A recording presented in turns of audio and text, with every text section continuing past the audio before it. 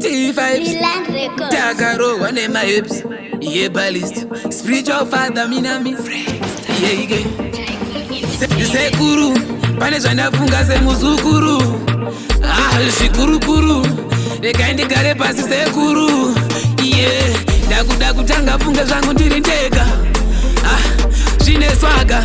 Sekuru mari ndakuda kutsvaga. Ndakuda. Iko zvino ndakuda kuzviitira.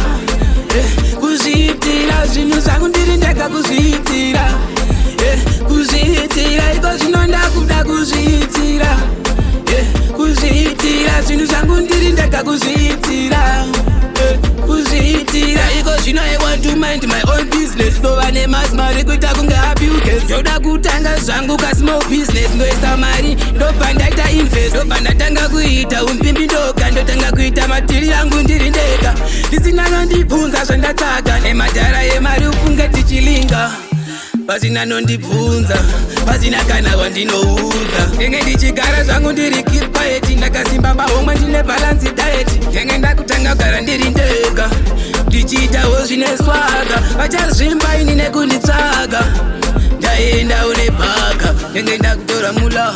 Ndichisingazeke kunge mbojomula. Zidumbu rakakura.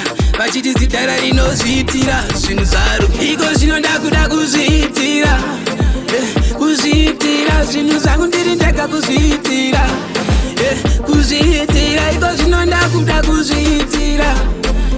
Kuzviitira zvinhu zvangu ndiri ndega kuzviitira. Kuzviitira iko zvino hombe ndakuda kuvhura. Kuzviitira ndiri kunzwa zvangu kuda kuzviitira. Zitiri rakakura. Kuzviitira ndakuda kuzviitira. Kuzviitira zviitira ndakuda kutangawo kangu kamanagement kanenge kari ka one man band. Ndisingamirire kana weekend ndichingozviitira zvinhu zvangu. Iko zvino ndakuda kuzviitira. Kuzviitira zvinhu zvangu ndiri ndega kuzviitira. Kuzviitira iko zvino ndakuda kuzviitira.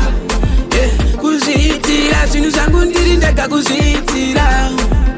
Kuzviitira iko zvino I want to mind my own business. Ndova nemasi mari kuita kunge happy weekends. Ndoda kutanga zvangu ka small business. Ndoisa mari ndobva ndaita invest. Ndobva ndatanga kuita umpimbi ndoga. Ndotanga kuita matiri yangu ndiri ndega. Ndisina nondibvunza zvandatsvaga. Nemadhara emari ufunge tichilinga. Iko zvino ndakuda kuzviitira. Kuzviitira zvinhu zvangu ndiri ndega kuzviitira. Kuzviitira iko zvino ndakuda kuzviitira. Kuzviitira zvinhu zvangu ndiri ndega kuzviitira. Kuzviitira